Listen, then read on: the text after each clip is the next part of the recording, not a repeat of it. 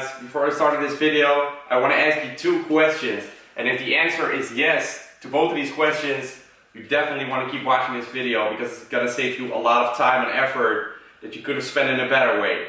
So the first question, are you currently doing a split that is linked on the screen right now, or any combination of it, whereas you hit your muscle once a week, every muscle group once a week in total? So you have one chest day, one back day for example, and simply hitting every muscle once a week.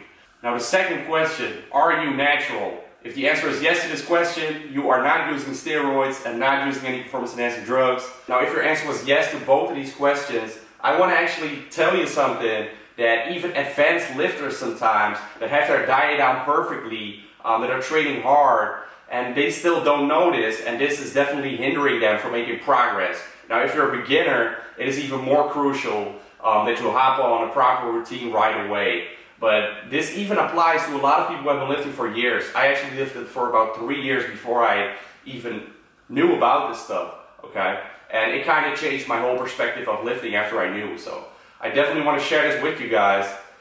You see, a lot of people are actually doing those splits that I just listed. And the biggest reason and also problem that people are using these splits is because advanced bodybuilders are using those splits. And when you open a bodybuilding magazine, guys like Ronnie Coleman or Phil Heath or whatever, they share their routines with y'all, and you guys are like, oh, I'm gonna do the same routine. But obviously you do not realize that they are on performance enhancing drugs and you are natural. And for natural, that is not the optimal way of training, because we cannot cope with that much volume, but simply we cannot cope with the amount of protein synthesis that they have because of the steroids. So their hormonal response is bigger than ours because they use steroids to increase that hormonal response. Now for natural, in order to create that hormonal response, you want to hit a muscle very frequently, because your muscles, believe it or not, are actually recovered after 36 to 48 hours after your workout, and then protein synthesis is done. Okay, so nothing will be repaired in that whole week of not training your chest. Okay, so if you train your chest on Monday, it is recovered on Wednesday.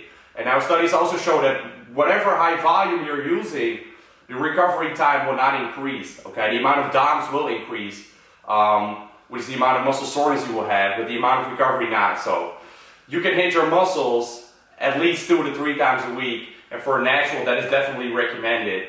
So like I said, we don't have that hormonal response and we don't have that constant protein synthesis that people on steroids do have. And protein synthesis is basically the scientific process where you build up new muscle tissue and create new muscle tissue that is bigger and stronger than before, so your muscles are actually growing. Now for people on steroids, that happens naturally, right? That happens throughout the whole week. Now for us, it only happens after our workout for 36 up to 48 hours.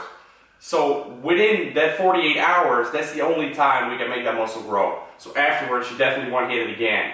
Now another important thing for that hormonal response, like I was saying, is compound lifts. Now compound lifts, they are very important for a natural athlete. And doing a lot of isolation exercises, doing a lot of pump stuff, that is not effective, guys. For people on steroids, it is, because they just have to hit that muscle hard. But for us, we need to create progressive overload, which means using more weights or more resistance than before. So for example, if you're benching 100 kilograms right now, you want to be benching 105 kilograms within a few weeks, or you want to make progress in the gym, right? So you want to keep making progress every single workout, and that's for us the way to create progress.